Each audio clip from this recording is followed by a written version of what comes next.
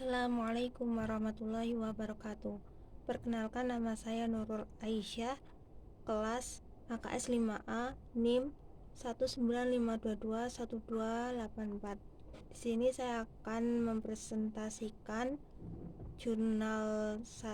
review jurnal saya dengan topik berasal dari chapter 15.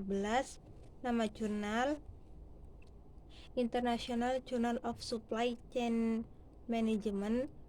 Judul artikel yaitu Quality, Costing and Supplier Social Sustainability as Antecedents of Supply Chain Performance, a Case of Rubber Industry of Indonesia. Selanjutnya, latar belakang. Negara berkembang menunjukkan bahwa 10% dari kapitalisasi pasar global dicatat oleh pasar negara berkembang. Negara-negara berkembang berfungsi sebagai basis manufaktur di seluruh dunia bersama dengan pemasok pasar mereka sendiri. Ada peningkatan kebutuhan untuk meningkatkan SCP atau Supply Chain Performance di negara-negara berkembang termasuk Taiwan, China, India, Malaysia, Thailand, Korea Selatan, dan Indonesia. Dengan pertumbuhan sektor manufaktur di negara-negara ini, penting untuk fokus pada kinerja rantai pasokan dalam kaitannya dengan efisiensi dan keuntungan. Selanjutnya, landasan teori. Landasan teori perencanaan adalah langkah awal dalam industri apapun untuk akuisisi atau pemanfaatan sumber daya.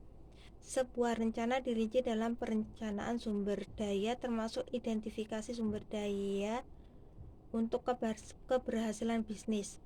Peran penting dimainkan oleh rantai pasokan manajemen untuk meningkatkan efisiensi, efektivitas, keuntungan, dan layanan pelanggan di industri manufaktur dan jasa.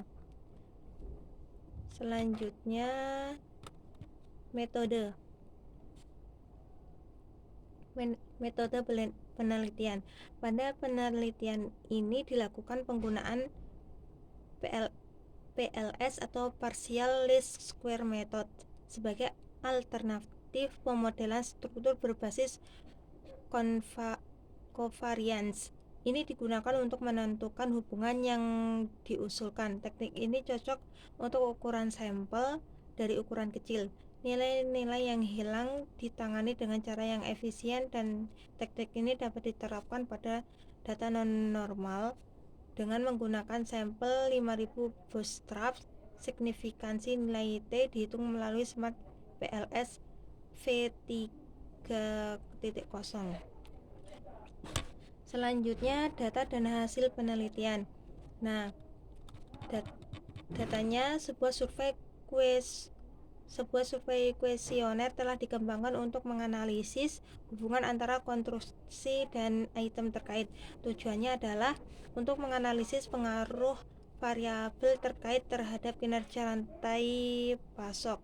Ada dua bagian kuesioner. Pada bagian pertama, pernyataan tentang disusun terkait dengan informasi demografis responden termasuk jenis kelamin, pengalaman, posisi pendidikan, dan pergantian perusahaan. Dan pada bagian kedua, pernyataan terkait dengan konstruksi yang disebutkan di atas. Terus hasil penelitiannya itu mengungkapkan bahwa ada hubungan yang kuat antar kinerja manufaktur dan keberlanjutan sejalan dengan penelitian Granger et al. Asosiasi ini bahkan lebih lemah jika dibandingkan dengan pengiriman dan pengadaan. Hubungan yang lemah antara variabel dapat dikaitkan dengan sumber di mana ada kebutuhan untuk melakukan operasi yang berkelanjutan dalam kaitannya dengan pemasok dan lebih murah dibandingkan dengan kinerja manufaktur. Terus selanjutnya, implikasi dan keterbatasan. Nah, implikasi dari jurnal ini yaitu sebuah alasan telah diberikan oleh penelitian ini bagi perusahaan untuk menunjukkan respon terhadap pemangku kepentingan eksternal di negara-negara berkembang. Hasilnya mencerminkan bahwa pembuatan kebijakan harus memasukkan keprihatinan para pemangku kepentingan karena menghasilkan situasi yang saling menguntungkan. Kinerja keuangan perusahaan meningkat seiring dengan kinerja operasional rantai pasokan. Perusahaan ditempatkan pada posisi yang lebih baik dalam persaingan pasar. Selanjutnya keterbatasan dari penelitian ini yaitu pada penelitian ini hanya melihat variabel tanggung jawab sosial, biaya kualitas, rantai pasokan perusahaan terhadap anteseden industri karet di Indonesia, sedangkan masih banyak variabel lain yang kemungkinan dapat mempengaruhi anteseden industri karet yang ada di Indonesia. Sekian dari saya. Wassalamualaikum warahmatullahi wabarakatuh.